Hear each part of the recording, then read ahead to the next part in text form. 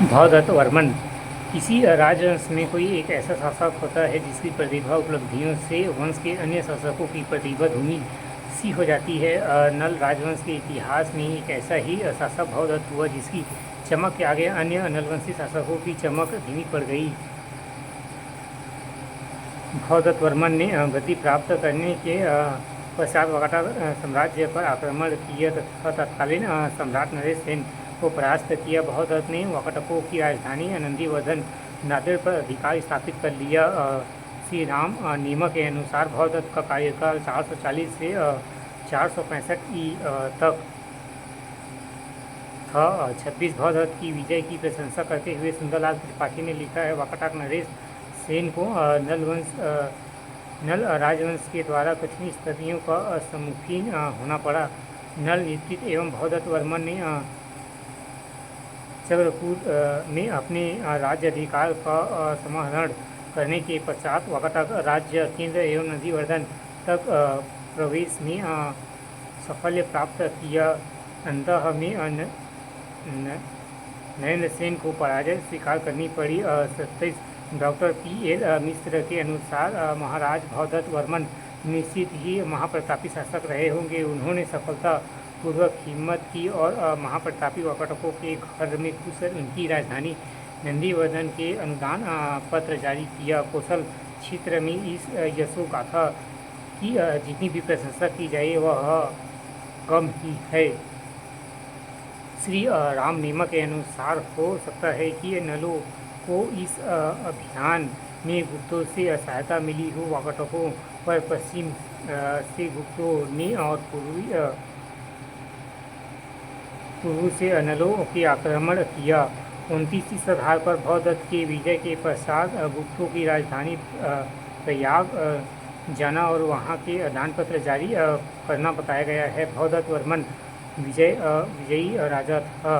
उसके साम्राज्य के अंतर्गत बराज से लेकर कोरापुट तक का भाग आता था। इसका आधार भवदत्त के विजय के पश्चात गुप्तों की राजधानी प्रयाग जाना और वहां से दान पत्र जारी करना बताया गया था। भवदत्त वर्मन विजयी राजा था। उसके साम्राज्य के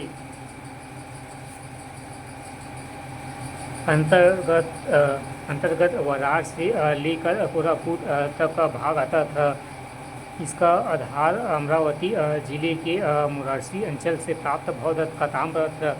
इसी ताम्रपत्र से याद होता है कि उसकी पत्नी का नाम मंचाली भट्टरिका था। वाकाटकों का यहाँ विजय मुरारसी के अनुसार उसने अपने शासनकाल के पहले वर्ष में पाई थी।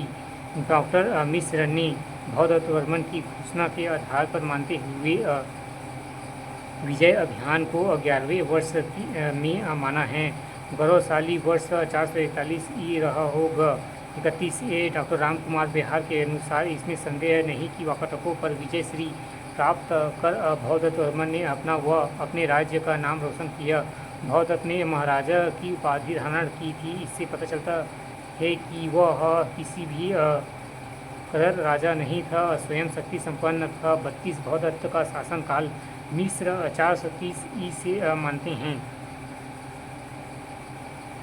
वाकाटकों पर विजय अभियान में भवदत्त के साथ उसका श्रेष्ठ पुत्र अर्धपति भी था। अर्धपति का पूरा सहयोग एवं समर्पण उसे मिला।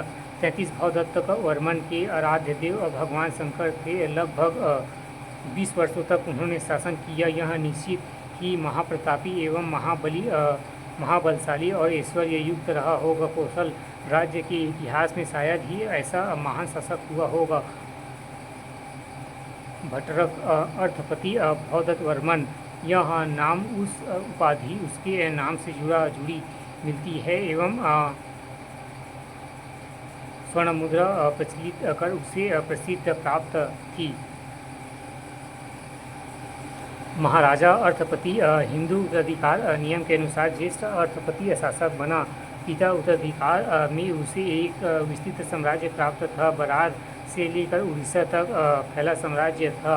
वाकाटकों पर विजय अभियान में वह अपने पिता के साथ पिता ने उसे भावी शासक के रूप में प्रशिक्षित किया। अर्थपति ने भटरक की उपाधि धारण की। स्मरण है कि दक्षिण भारत के पल्लव राजाओं की उपाधि भटरक की होती थी। ऐसे प्रतीत होता है कि दक्षिण भारत और वहाँ के राजवंशों के संपर्क में आकर बस्तर के नल शासकों ने भटरक की उपाधि धारण करना प्रारंभ किया। मजूमदार और कुशालकर ने इस बात का खंडन किया है कि अर्धपति भवदत्त वर्मन की उपाधि थी। वास्तव में अर्धपति भवदत्त का बेटा था, उत्तराधिकारी था। भवदत्त वर्मन ने दक्षिण भारत के शक्तिशाली वकाटकों को परास्त किया था। वकाटक इस अपमान को भूल नहीं थे, मौके की तलाश में थे। भवदत्त की मृत्यु के पश्चात उसकी तैयारी और तेज हो गई। नरेश सेन ने पौत्र पृथ्वीसेन द्वितीय ने मौका देख नलों पर आक्रमण कर दिया था। अर्धपति बुरी तरह से परास्त हुआ और वकाटकों के बदले की आग ने नलों की राजधानी पुष्करी को नष्ट कर दिया। समय प्रतिकूल होने के कारण अर्धपति राजधानी की रक्षा कर नहीं पाए। डॉक्टर मिश्र इसका आंशिक दोष उसके पिता को देते हैं। इस प्रकार की परिस्थितियां भवदत्त वर्मन ने उपस्थित कर दी थी, जो उसके मन होने उत्तराधिकारियों के लिए विकराल समस्या बन गई थी। सिंहासनारोहण के 7वें वर्ष में अर्धपति के पुष्करी से दानपत्र जारी किया था। इसके पश्चात वो वकाटकों की आक्रमण हुआ एवं केसरी अभिलेख में अर्धपति के महेश्वर एवं महासेनापति सृष्टि राज्य की विभव पिता अनिपति कुलायंतन तथा महाराज भटरक आदि के विभूषित किया गया। पिता भवदत्त की भांति अर्धपति ने भी सोने के सिक्के जारी कर अपनी ऐश्वर्यशाली होने का प्रमाण दिया। डॉक्टर श्याम कुमार पांडे उनका शासन फल 460 ई से 475 ई तक मानते हैं। Doctor P.L. मिश्र 450 से 460 ई तक मानते हैं। वकाटक से लड़ाई में अर्धपति स्वयं वीरतापूर्वक लड़ते हुए मारा गया।